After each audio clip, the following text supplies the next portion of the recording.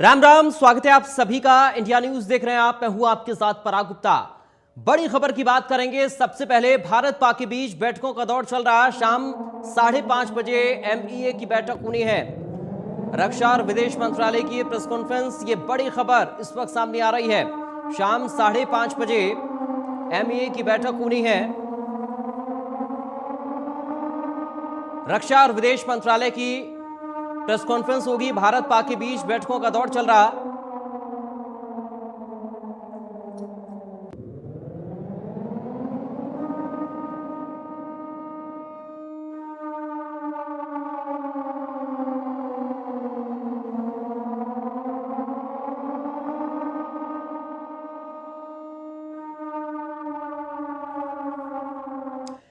और चलिए बढ़ते आगे, एक और बड़ी खबर की बात करेंगे। इस वक्त एक और बड़ी और अहम जानकारी सामने आ रही है। बड़ी खबर आपको बता दें, लगातार भारत पाक तनाव के बीच बड़ी जानकारियां मिल रही हैं। दिल्ली से अब खबर है, गृह मंत्रालय के सभी राज्यों को निर्देश हैं। सुरक्षा को लेकर निगरानी बरतने के निर्देश दिए गए हैं। सभी राज्यों को सुरक्षा को लेकर निगरानी बरतने के निर्देश गृह मंत्रालय ने दिए। आपातकालीन सुविधाओं की व्यवस्था सुनिश्चित करें। अनाज भंडारण, दवाओं, मेडिकल उपकरण की व्यवस्था भी रखें। तो गृह मंत्रालय के सभी राज्यों को निर्देश है। दिल्ली से बड़ी खबर आपको बता रहे हैं। सुरक्षा को लेकर निगरानी बरतने के निर्देश गृह मंत्रालय की तरफ से सभी राज्यों को दिए गए हैं। आपातकालीन सुविधाओं की व्यवस्था सुनिश्चित करें, ये गृह मंत्रालय की तरफ से कहा गया। अनाज भंडारण, दवाओं, मेडिकल उपकरण की व्यवस्था रखने के लिए भी कहा गया है।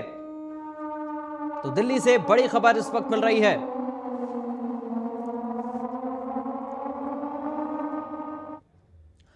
भारत ने पाकिस्तान के मिसाइल हमले को विफल किया। अमृतसर और मक्खनविंडी पर पाकिस्तानी मिसाइलें दागी गईं।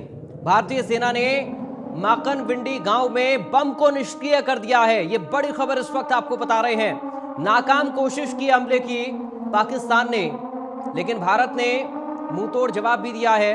लगातार भारतीय सेना जवाब भी दे रही है और जो हमले पाकिस्तान की तरफ से किए जा रहे हैं उनको नाकाम भी कर रही है। ये दो तस्वीरें हम आपको दिखा रहे हैं, 8 मई और 9 मई। ये दो तस्वीरें दो अलग अलग दिनों की इस वक्त आपकी स्क्रीन पर हैं। देखिए कैसे हमला करने की कोशिश पाकिस्तान की तरफ से की गई, लेकिन उसे नाकाम कर दिया भारतीय सेना ने। ये दो तस्वीरें आपकी स्क्रीन पर इस वक्त, और इन तस्वीरों से आप समझिए पाकिस्तान की नापाक हरकत सीमा पर लगातार चल रही। चूंकि सीज फायर का उल्लंघन हो रहा, सीमा पार से गोलीबारी हो रही, और जो अटैक पाकिस्तान कर रहा है उनको विफल कर रही है भारतीय सेना।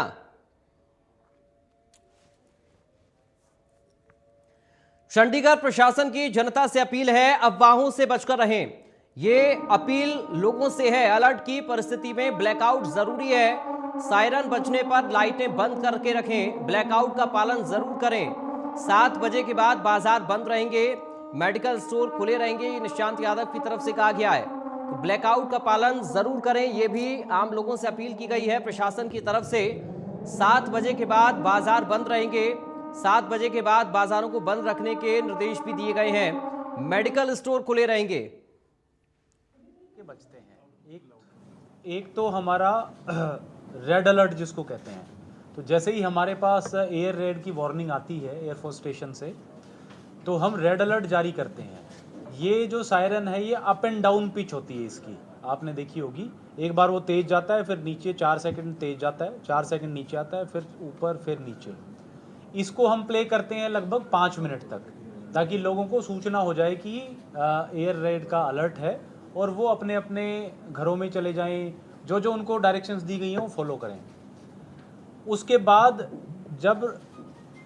वो 5 मिनट बजने के बाद वो बंद हो जाता है सायरन। उसके बाद जब एयर रेड का खतरा टल जाता है और जो फाइटर प्लेन्स हैं या वो यहाँ से दूर चले जाते हैं, तो हम एक ग्रीन अलर्ट प्ले करते हैं 1 मिनट का।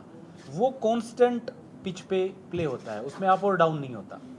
वो ये मैसेज है कि अब खतरा टल गया है और अब लोग जो है अपने ज़रूरी काम के लिए अगर घर से बाहर निकलना है या ज़रूरी लाइट स्विच ऑन करनी है, नॉर्मल एक्टिविटी कर सकते हैं। तो एक तो बहुत इंपॉर्टेंट चीज़ ये है कि जो सायरन के यूज़ के बारे में हम लोगों को बताएं और जागरूक करें। अब अगला सवाल ये आता है कि जो अगर सायरन आज जैसे आपने देखा दिन में भी बजे थे, क्योंकि दिन में भी हमारे पास अलर्ट आया था, तो अगर दिन में इस तरह की अलर्ट आए तो लोगों को क्या करना है, और रात को अगर अलर्ट आता है तो क्या करना है? अगर आपके पास रात को अलर्ट आता है तो सबसे पहले आपको अपनी लाइट्स जो है वो तुरंत स्विच ऑफ कर देनी है, ताकि लाइट स्विच ऑफ करने का लॉजिक ये है कि आपकी जो लोकेशन है, आपके बारे में जानकारी एनिमी प्लेन्स को ना पता चले। अगर आपके घर में विंडोज़ हैं, विंडोज़ को जरूर। और इस वक्त हमारे साथ रक्षा विशेषज्ञ भूषण देवान साहब जुड़ गए हैं। भूषण जी, आपका बहुत स्वागत है सर इंडिया न्यूज़ में। अभी जो सिचुएशन हम देख रहे हैं और जो लगातार अपडेट सामने आ रही हैं, उनमें यही है कि जो कोशिश है पाकिस्तान की हमले करने की, वो तो वो कर ही रहा है, लेकिन भारतीय सेना उसको नाकाम भी बना रही है। अब ऐसे में जो बॉर्डर एरियाज़ हैं, वहाँ पर प्रशासन भी लगातार लोगों को अलर्ट कर रहा है। ये सावधानियाँ बरतने की बात कही जा रही है। अभी की जो सिचुएशन सर बनी हुई है, इसको आप कैसे देख रहे हैं?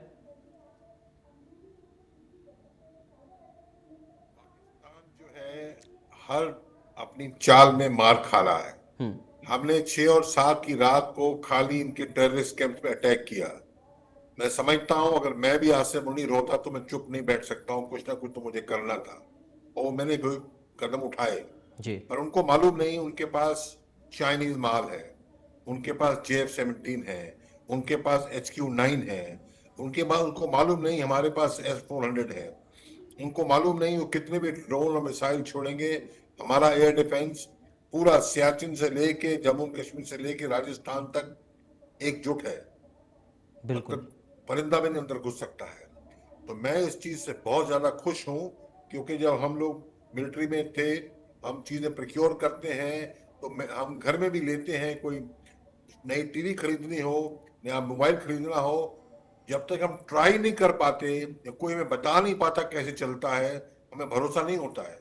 बिल्कुल। अब हमने देख लिया है कि हमारा S-400 वर्ल्ड क्लास सिस्टम है, एकदम परिंदा में नहीं घुस सकता है। हमने देख लिया हमारा राफेल प्रूव हो गया है। ये प्रूव होना बहुत जरूरी है कि भारत की ये ताकत है। हम भारतीय सेनाओं के लिए भी प्रूव होना, हमें कॉन्फिडेंस आता है कल को हम चीन जो दूरगामी दुश्मन है उससे भी लोहा ले सकते हैं। तो दुनिया भी देख रही है, तो ये चीज बहुत अच्छी है। पर पाकिस्तान अगर सबक लेने वाला तो देश नहीं है, और सबक क्या लेगा वो? अभी जब वो उनके मिलिट्री हुक्मरान खाली उनका एक ही काम है पैसा बनाना, पैसा लूटना, जी। तो उन्होंने अटैक किया दिखाने के लिए कि देखिए पाकिस्तान खतरे में है, पाकिस्तान का वजूद खतरे में है, भारत अटैक कर रहा है, इसलिए अटैक किया। उन्होंने कामयाब नहीं हुए। चुप बैठ जाते तो उनका आवाम उन्हें कहता तुम बहुत शेखी भगाते, तो तुम चुप बैठ गए, चूड़ियां पहनी तुमने, तो वही अवाम उनकी वैल्यू गिराता, उनके मुंह नोचता। और लड़ गए हैं तो हार रहे हैं। अब क्या हो रहा है, मैं क्या देख रहा हूँ, उनके पार्लियामेंट में, उनके संसद में आपने सुना होगा एक MP ने कह दिया जी। कि ये जो अपना शहबाज शरीफ, ये जो अपना लीडर है, शेर नहीं ये गीदड़ है वाली बात कही ना उन्होंने। क्यों कही? क्योंकि जो हारने वाला है पाकिस्तान, उसने किसी ना किसी पे के सिर पे तो ठिकरा फोड़ना है। बिल्कुल। आसिम मुनीर तो नहीं कहेगा मैं हट गया हूं पीछे, वो उनको बदनामी कर रहे हैं। तो ये सब सारे आसार नजर आ रहे हैं कि ये मतलब डूबने के कगार में है, टूटने के कगार में है। उधर देखिए भारतीय नौसेना ने कराची पे जो भी किया है सबको पता है।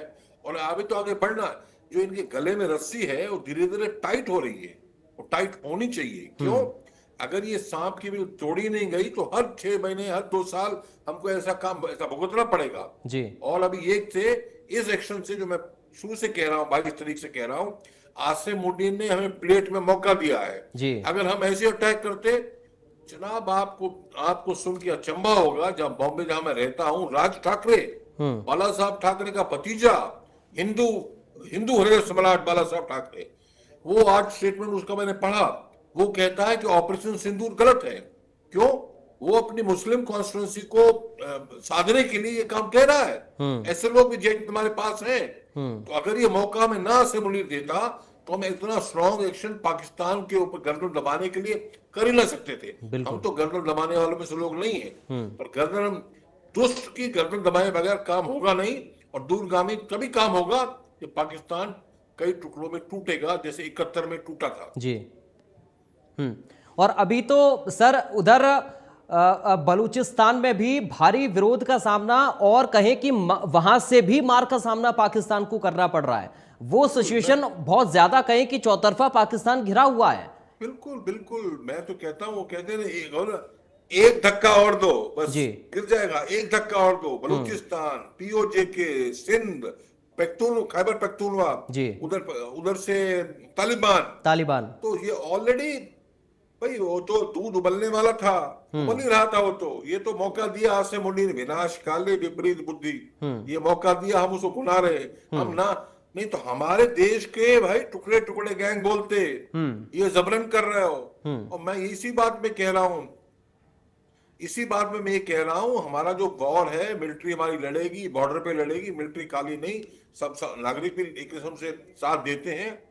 पर जो अंदर के दुश्मन हमारे हैं, 4-5-6 करोड़ इलीगल माइग्रेंट्स, घुसपैठिए, रोहिंग्या हैं या जो भी हैं, बांग्लादेश से, अफगानिस्तान से, पाकिस्तान के, अभी मौका है। इससे पहले हमारे देश के अंदर के टुकड़े टुकड़े गैंग, भारत के टुकड़े होने वाले गैंग खड़े हो जाते हैं। अरे मुसलमानों पर ज्यादती कर रहे हो, मुसलमानों पर ज्यादती नहीं कर रहे, सिर्फ पूरे मुसलमानों के ऊपर ज्यादती कर रहे हैं। वो करनी चाहिए। अब 5-6 करोड़ है, नहीं निकालेंगे, स्लीपर सेल है। अभी नेपाल में जाइए, मैं गया हूँ 2 साल पहले, नेपाल तो फ्री बॉर्डर है, घुस जाओ आ जाओ, तो सारे स्लीपर सेल वहां पड़े हुए हैं इनके। और बड़े बड़े जो डेंजरस टेररिस्ट हैं, ISI, उनको वहां से भेजता है बर्बाद करने के लिए सालों साल तक। तो ये मौका है। ये मौका क्या है कि बाहर की सफाई भी दूर, हमने सफाई करनी है, और घर की सफाई उससे भी डबल जरूरी है। तो घर का भेदी जो होता है खतरनाक ज्यादा होता है। और बाहर के आतंकियों को खत्म करने के साथ साथ जो घर के अंदर दीमक लगी हुई है, उसका सफाया भी उतना ही जरूरी है, जो बात आप कह रहे हैं सर। बिल्कुल, और वो शुरू करना चाहिए अभी। क्यों? ये बात फिर ठंडी हो गई, ये जोश फिर ठंडा हो गया, फिर कुछ करेंगे तो ये फिर टुकड़े टुकड़े गैंग बोलेगा आप तो पर्टिकुलर मजहब के पीछे पड़ गए हो भाई। अरे भाई, हम भी गए, भारतीय भी जो गए, अमेरिका में गए हैं, तो थोड़े बहुत गए होंगे बिना पासपोर्ट भी प्रॉपर वीसा के। ट्रंप ने क्या किया? माहौल बन गया दुनिया में। ट्रंप ने क्या किया? उनको बेड़ियों में बांध के अमृतसर में मिलिट्री प्लेन में भेज दिया। हम भी वो काम करें, जब हमें तो पता है ये तो किसी से रिश्वत दे के इलेक्शन कार्ड, रिश्वत दे के आधार कार्ड, रिश्वत दे के वोटर कार्ड, इलेक्शन कार्ड वही है, और रेशन कार्ड बना रहे हैं और घर ले रहे हैं। और झारखंड में ये लोकल आदिवासी लड़कियों से शादी करके उनकी प्रॉपर्टी हथिया रहे हैं। अपनी लव जिहाद तो दूर, उसका पॉपुलेशन जिहाद, और पॉपुलेशन बढ़ा रहे हैं। तो ये मतलब कितने खतरे हमारे पास, हमारे देश के सामने। और हम क्यों? हम बड़े शरीफ लोग हैं, हम बड़े दयालु लोग हैं। सब आ जाओ। कोई हमें खड़ा नहीं करता है, इस टाइप का चीज हमें करने नहीं देता है। दूसरे देशों में हम सबको करने देते हैं। ये करने को जाएंगे तो टुकड़े टुकड़े गैंग ये पीछे पड़ जाएंगे। और इसमें ये भी बात है, जो पॉलिटिकल पार्टीज अपनी हैं, वो भी ये काम कर रही हैं। मैं आपको बता रहा हूं, वो भी ये काम कर रही हैं, अपनी वोट साधने के चक्कर में वो ये काम कर रही हैं। तो अभी मौका है, इसको सफाया किया जाए। और भगवान करे हम थोड़े में गुजारा होता है करके चुप ना हो जाएं। ये 10 दिन 12 दिन लड़ाई चले, 4 दिन के बाद तो पाकिस्तान के पास ना आर्मामेंट रहेगा, ना पेट्रोल रहेगा, अपना घुटनों पे आएगा। अभी भी भागता भागता फिर रहा है वो। और इंडस वाटर ट्री से कहीं बाढ़ आ जाएगी, कहीं सूखा पड़ जाएगा, अपना लाइन पे आएंगे।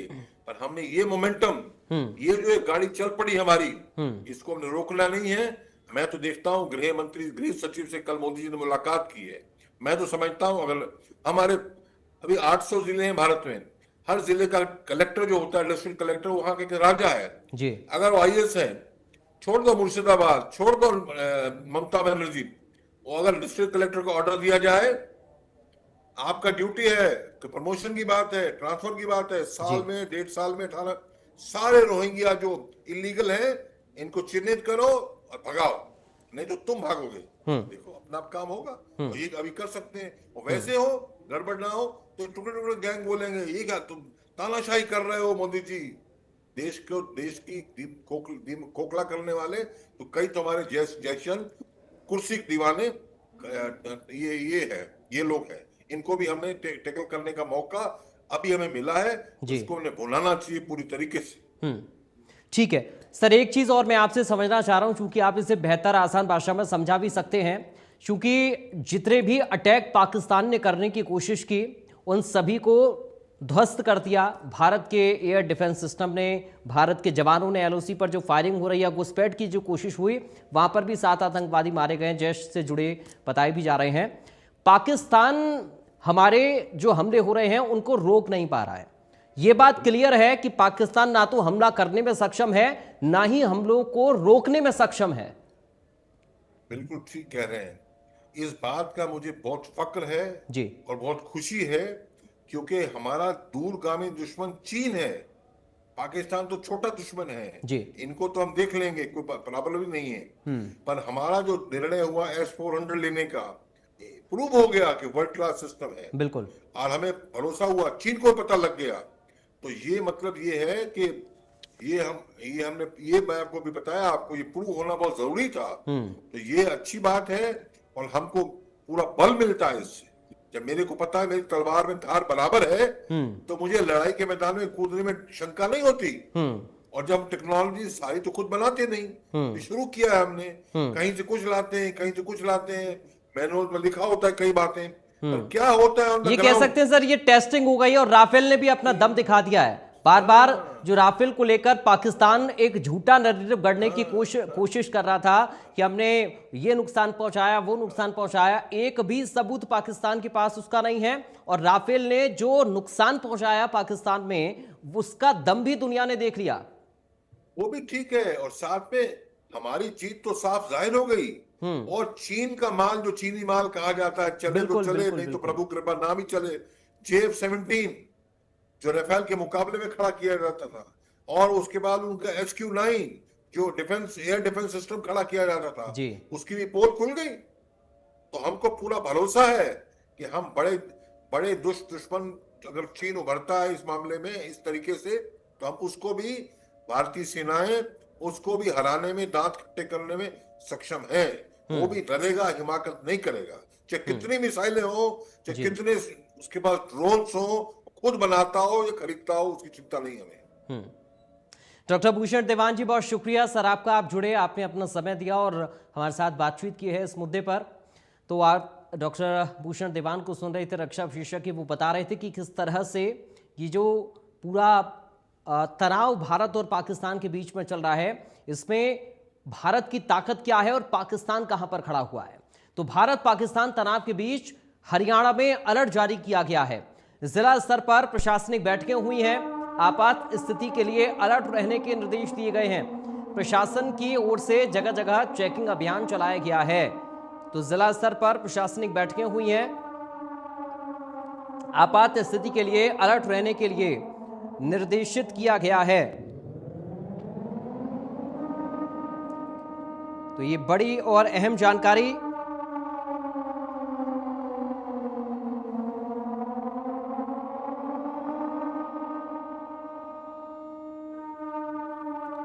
इस वक्त आपको दे रहे हैं।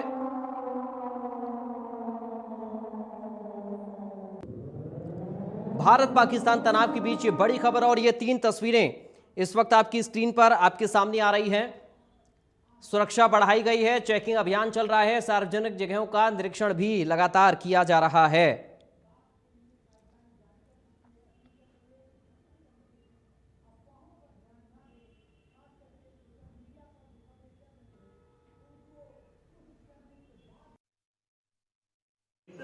जिस तरीके से ब्लैकआउट के जो प्रोविजंस है उसको एनफोर्स करने में जो छोटी छोटी शॉर्टकमिंग्स आई थी, जो कि हमने 2 दिन पहले नोटिस की थी कि कहीं इन्वर्टर से जला हुआ है या फिर जनरेटर से यूज़ कर रहे हैं, CCTV की कोई लाइट आ रही है, टावर की आ रही है, तो उसी के मद्देनज़र हमने वार्ड कमेटियाँ बनाई है सिविल डिफेंस की। हर एक वार्ड में म्यूनसिपल सिटी अम्बाला सिटी के लिए भी और म्यूनसिपल काउंसिल अम्बाला कैंट के लिए भी, जिसमें 3 सदस्य समिति है, जिसमें वार्ड का पार्षद है, वहाँ पे जो म्यूनसिपलिटी का एक सैनिटरी इंस्पेक्टर है या कोई और कर्मचारी है, और उस वार्ड का कोई स्कूल का जो हेड मास्टर है, प्रिंसिपल है उसका। ये 3 मेंबर कमेटी बनाई गई है। इन 3 मेंबर कमेटी की मीटिंग आज शाम को या कल सुबह तक पूरी होगी। हमने चारों शहरों में बनाई है, इनफैक्ट हमने नारायणगढ़ में भी बनाई है ये, और बराड़ा के लिए भी बनाई है। तो इनको हम डूज एंड डू नॉट्स बता रहे होंगे कि जब भी एयर रेड आती है तो उस समय पे इन्होंने क्या करना है। हम इनसे एक्सपेक्ट कर रहे होंगे कि ये फर्दर अपने जो वार्ड है उसमें जाके जो लोकल मार्केट है, छोटी मार्केट है, रेडी वाले हैं, उनके साथ संपर्क कर रहे होंगे कि इन केस कोई अलर्ट आते हैं एयर रेड का तो आपने अपनी सारी लाइटें वगैरह ऑफ कर। हमारी टीम्स जो है वो फील्ड में है और सिचुएशन अभी यमुनानगर में ज़िले में कहीं से ऐसी कोई घटना नहीं हुई है। चीज़ अभी जो यमुनानगर ज़िले में स्थिति पीसफुल बनी हुई है और रेगुलरली हम लोग जो है डिपार्टमेंट्स की मीटिंग कर रहे हैं और मीडिया के साथियों के थ्रू जो यमुनानगर ज़िले के निवासी हैं उनसे यही अनुरोध है कि पैनिक ना हो। ये जो स्थिति है प्रशासन सरकार कंटिन्यूसली इसमें अपनी तैयारियां कर रहा है और जो अगर कभी सायरन बजता है तो जैसे हम जो सरकार के द्वारा दिशा निर्देश दिए गए हैं उनका पालन करें और कामली जो है पीसफुली उन निर्देशों का पालन करें। और अभी भी जैसे आज जो सायरन जब बजा था अलर्ट वाला, उसमें लोगों से यही अपेक्षा थी कि वो एक अपने जो सेफ घर में या कहीं पे भी इस्टेब्लिशमेंट में कोई भी सेफ स्पेस में जाके अंदर जो है अंदर रहें। कोई आवश्यक काम हो तभी, जरूरी काम हो तभी बाहर निकलें, अन्यथा मूवमेंट जो है अवॉइड करें। जैसा कि हमने मॉक ड्रिल करी थी परसों, तो उसकी जो फीडबैक है या डीब्रीफिंग है और आगे की तैयारियों को लेके हमने आज एक बैठक करी। तो इसमें ज़िले के सारे अधिकारी मौजूद थे, जितनी इमरजेंसी सर्विसेज है उनके सभी लोग थे, साथ ही जो हमारी वाइटल इंस्टॉलेशंस है उनके सभी लोग थे, बाकी भी रेलिवेंट जितने भी डिपार्टमेंट हैं वो सारे थे इसमें। तो इसमें बेसिक जो हमारी चीज़ें रही कि एक तो सबसे पहले सायरन वो सभी लोगों तक पहुँचे और अगर कहीं एक आध कुछ कमी रहेगी तो वो हम सही से कवर कर पाएँ। सेकेंडली, लोगों की भागीदारी इसमें चाहिए। जैसे ब्लैकआउट की कॉल दी गई थी तो उसमें कई जगह देखने में आया था कि कुछ लोगों ने बंद नहीं करी थी लाइट्स, या तो इन्फॉर्मेशन उन तक नहीं पहुँच पाई या फिर किसी और कारणवश उन्हें बंद नहीं करी। तो वो मैसेज भी सभी तक पहुँचाने के लिए हमने आज मीटिंग ली थी। इसके साथ ही जो हमारी तैयारियां हैं, चाहे वो मेडिकल के हिसाब से हो या हॉस्पिटल्स की जो तैयारियां हैं हमारे उसके हिसाब से हो, या हमारी जो इवैक्यूएशन की तैयारी हो या फिर इंटेल की तैयारी हमारी हो, तो उसके तहत हमने आज ये डीब्रीफिंग करी है। तो इसमें प्रयास हमारे ये है कि आगे हम और भी बेहतर तरीके। तो प्रदेश में पुलिस और प्रशासन पूरी तरह से अलर्ट है। देखिए, हरियाणा में अलर्ट जारी किया गया है, पुलिस प्रशासन पूरी तरह से अलर्ट है। बॉर्डर और सार्वजनिक स्थानों पर चेकिंग अभियान चलाया जा रहा है। लगातार चेकिंग जो सार्वजनिक जगह हैं वहां पर की जा रही है, बॉर्डर एरियाज में की जा रही है। जनता से अफवाहों पर ध्यान ना देने की भी अपील की जा रही है। जनता से अपील प्रशासन कर रहा है कि अफवाहों पर ध्यान ना दें। ब्लैकआउट के समय नियमों का पालन करने की अपील आम लोगों से प्रशासन ने की है। तो लोगों से अपील की है कि जो ब्लैकआउट का पालन है वो ज़रूर करें। स्वास्थ्य विभाग के अधिकारी कर्मचारियों की छुट्टियां रद्द कर दी गई हैं। जो अधिकारी कर्मचारी छुट्टियों पर हैं उन सभी की छुट्टियों को रद्द किया गया है। शिक्षा बोर्ड के अधिकारी कर्मचारियों की छुट्टी रद्द कर दी गई है। तो हरियाणा में अलर्ट है। हिसार एयरपोर्ट से अयोध्या दिल्ली की उड़ानें रद्द कर दी गई हैं। एहतियात के तौर पर ये सभी कदम उठाए गए हैं। एचपीएससी ने असिस्टेंट प्रोफेसर के पद का स्क्रीनिंग टेस्ट भी रद्द कर दिया है। इसके साथ ही अंबाला में रात 8 बजे से सुबह 6 बजे तक ब्लैकआउट रहेगा और ब्लैकआउट के दौरान इसका पालन सभी लोगों को करना होगा। हरियाणा में ड्रोन उड़ाने पर प्रतिबंध है। ड्रोन उड़ाने पर हरियाणा में प्रतिबंध लगा दिया गया है। हरियाणा सरकार के कर्मचारियों को निर्देश दिए गए हैं। हरियाणा सरकार के कर्मचारियों को भी निर्देशित किया गया है, राज्य में कायम करें अपना मुख्यालय।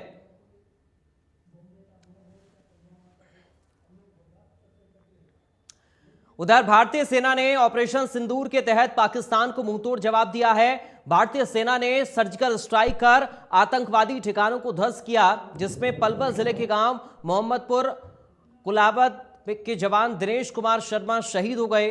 शहीद को श्रद्धांजलि देने के लिए सांसद कार्तिकेय शर्मा पहुंचे और शहीद के परिवार को हर संभव मदद करने का भरोसा दिया। इस दौरान सांसद कार्तिकेय शर्मा ने शहीद जवान के परिवार को सांत्वना दी। वहीं सांसद कार्तिकेय शर्मा ने शहीद दिनेश कुमार शर्मा के पिता दयाचंद को ढांढस बताते हुए कहा कि दिनेश शर्मा आपका बेटा नहीं था, ये पूरे देश का बेटा और हमारा भाई था। दिनेश कुमार पर पूरे देश के लोगों को गर्व है। सांसद कार्तिकेय शर्मा शहीद की माता से भी मिले। सांसद कार्तिकेय शर्मा ने कहा कि हमारे भाई ने जो देश के लिए सर्वोच्च बलिदान दिया है, ये बलिदान उनका स्वर्ण अक्षरों में लिखा जाएगा। साथ ही सांसद कार्तिकेय शर्मा ने शहीद की पत्नी को भी सांत्वना दी और ढांढस बताया। सांसद कार्तिकेय शर्मा ने उनके परिवार के साथ हमेशा खड़े रहने की बात कही और कहा कि जो भी मदद की जरूरत हो निसंकोच संपर्क कर सकते हैं। सांसद कार्तिकेय शर्मा ने कहा कि इस गांव के नौजवान आर्मी में देश की सेवा कर रहे हैं और शहीद दिनेश कुमार शर्मा के 2 छोटे भाई भी सेना में हैं। शहीद दिनेश कुमार शर्मा की शहादत पर हरियाणा ही नहीं पूरे देश को गर्व है और दिनेश कुमार की शहादत बेकार नहीं जाएगी। सांसद कार्तिकेय शर्मा ने कहा कि जो पाकिस्तान ने पहलगाम में निर्दोष लोगों को गोलियां चलाकर उनकी हत्या की, इसका जवाब देश के प्रधानमंत्री नरेंद्र मोदी के आदेश पर पाकिस्तान के आतंकियों को दिया है। हमारी सेना पाकिस्तान को मुंहतोड़ जवाब देने के लिए तैयार है और पाकिस्तान अपनी हरकतों से बाज नहीं आएगा तो अंजाम पाकिस्तान को उठाना पड़ेगा।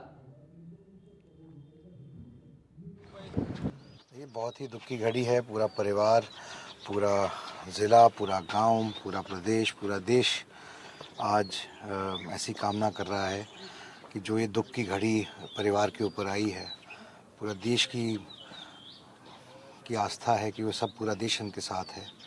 और वाकई ये एक बहुत कम उम्र में उनका जाना हुआ है और ऐसी परिस्थितियों में हम सब उनके साथ हैं, पूरे परिवार के साथ हैं। देखिए, जो कमी होती है वो तो पूरी नहीं हो सकती, लेकिन हम सबका दायित्व बनता है कि हम अपने परिवार के साथ इनके जो भी दिक्कत समस्याएं हों उनके साथ खड़े रहें हमेशा, सिर्फ आज नहीं, तय ज़िंदगी, ताकि उनको कभी कमी ना महसूस हो दिनेश की। क्योंकि एक ऐसा कटिबद्ध परिवार है जिसके 3 भाई फौज के अंदर हैं। दिनेश के अलावा भी बहुत कम उम्र थी, ज़्यादा उम्र नहीं थी, 32 साल का कुल था।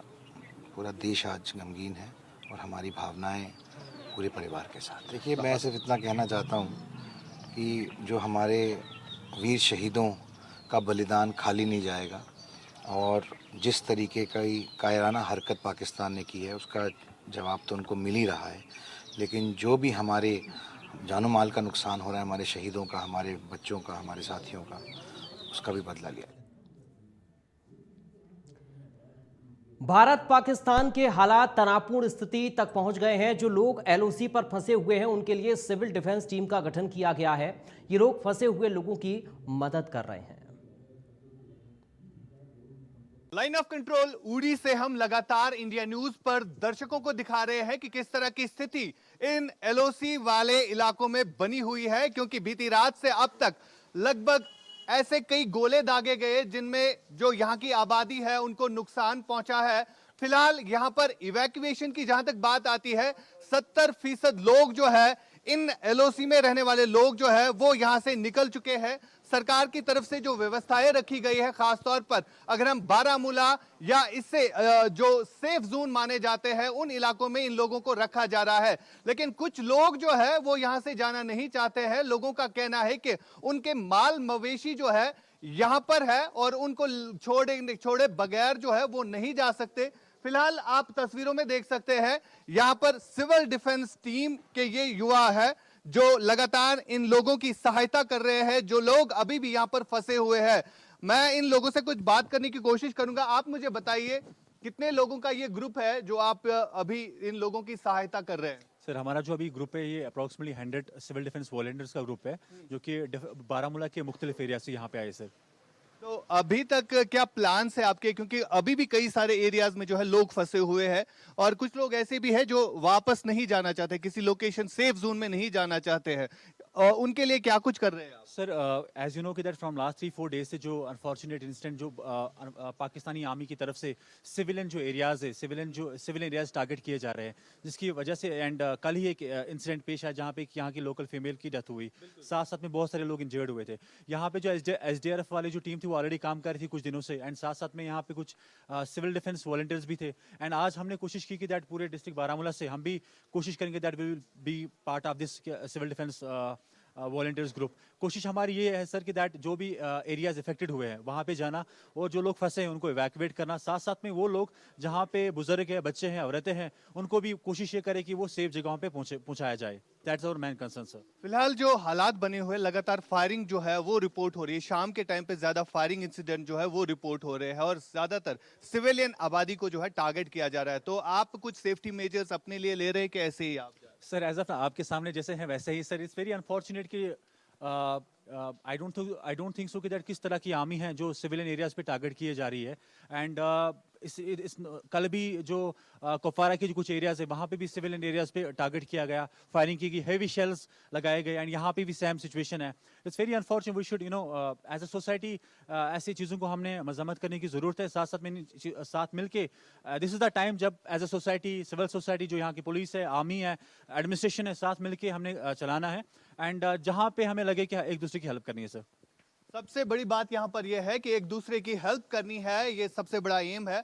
फिलहाल जिस तरह से हमने देखा पहलगाम में हुए आतंकी हमले के बाद लगातार जम्मू कश्मीर के लोगों ने अपनी आवाज उठाई पाकिस्तान के उन आतंकियों के खिलाफ जिन आतंकियों ने यहां पर मासूम लोगों का कत्ल किया। लेकिन आज जिस तरह से पाकिस्तान की तरफ से अनप्रोवोक्ड शेलिंग की जा रही है, खासतौर पर सिविलियन पॉपुलेशन को टारगेट बनाया जा रहा है, तो इस बीच कई सारे घर जो है तबाह हो गए हैं, कई सारे लोग इसमें मारे गए हैं। अगर हम पुंछ राजौरी सेक्टर की बात करें, वहां पर दर्जनों की तादाद में लोग जो है मारे गए हैं और साथ ही साथ अगर हम उरी एलओसी के एरिया की बात करें, यहां पर अभी भी कई सारे लोग जो है अस्पतालों में जख्मी पड़े हैं जिनका इलाज चल रहा है। लेकिन अभी तक अगर हम बात करें, अभी तक लगभग 70% आबादी जो है जो इन दूर दराज इलाकों में रह रही है, उन्हें जो है सरकार ने इवैक्यूएट किया है और कुछ लोग अपने रिश्तेदारों के यहां गए हैं। लेकिन कुछ जो है अभी भी फंसे हुए, जिनके लिए अब सिविल डिफेंस टीम जो है यहां पर आई है। ये कश्मीर के वो युवा है जो लगातार इन परिस्थितियों में जो है, इन मुश्किल हालातों में जो है लोगों के काम आते हैं। और फिलहाल जिस तरह के हालात इस समय बने हुए हैं, हमने ग्राउंड जीरो से कल से रिपोर्ट किया कि किस तरह यहां पर शेलिंग की जा रही है और ज्यादातर जो सिविलियन पॉपुलेशन है उनको टारगेट किया जा रहा है। उरी एलओसी से फिरोज वानी के साथ आशिक मीर, इंडिया न्यूज के लिए। और जम्मू से सामने आ रही तस्वीरें पाकिस्तान की कायराना हरकत का सबूत दे रही हैं, जिनकी पहुंच सीमा पार रिहायशी मकानों तक दिखाई दी। ऐसी एक एक्सक्लूसिव ग्राउंड रिपोर्ट जम्मू के आखिरी गांव से देखिए। मैं जावेद हुसैन, मेरे सहयोगी अंकुश शर्मा इस वक्त कुपवारा के ग्राउंड जीरो पर पहुंचे हैं। ये वो घर है जो इस रिहायशी इलाके का सबसे आखिरी घर है और मैं आपको पहले एक लोकेशन दिखाना चाहूँगा कि इस वक्त हम कहाँ पे मौजूद हैं।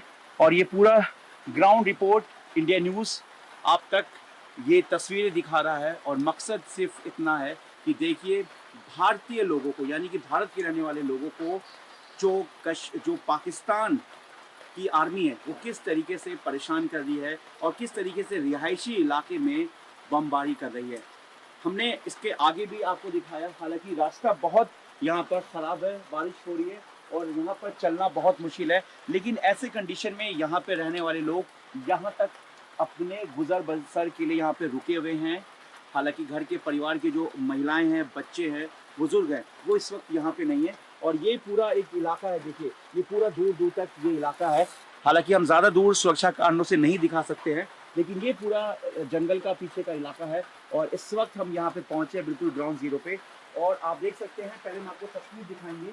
देखिए यहाँ पर हम इस घर के अंदर जब दाखिल हुए तो यहाँ पर जो बमबारी हुई थी उसका एक जो टुकड़ा है वो यहाँ पर पड़ा हुआ है। इस वक्त जो इंडिया न्यूज़ यहाँ पर पहुंचा है, ये टुकड़ा है ना, यही है सर। हाँ सर, देखिए हमने नहीं, ये टुकड़ा है। इस वक्त इंडिया न्यूज़ आपको ग्राउंड जीरो पर ये दिखा रहा है कि ये वो टुकड़ा है। पाकिस्तानी बमबारी जो हुई है यहाँ पर, और सबसे बड़ी गनीमत ये रही कि देखिए ये जहाँ पे गिरा ये पूरा एकदम दाग यहाँ पर हो गया है। ये नीचे ये यहाँ पर ऐसे पड़ा हुआ था और इसके अलावा पूरे शीशे बिखरे हुए हैं घर के। और यहाँ देखिए पीछे की तरफ ये।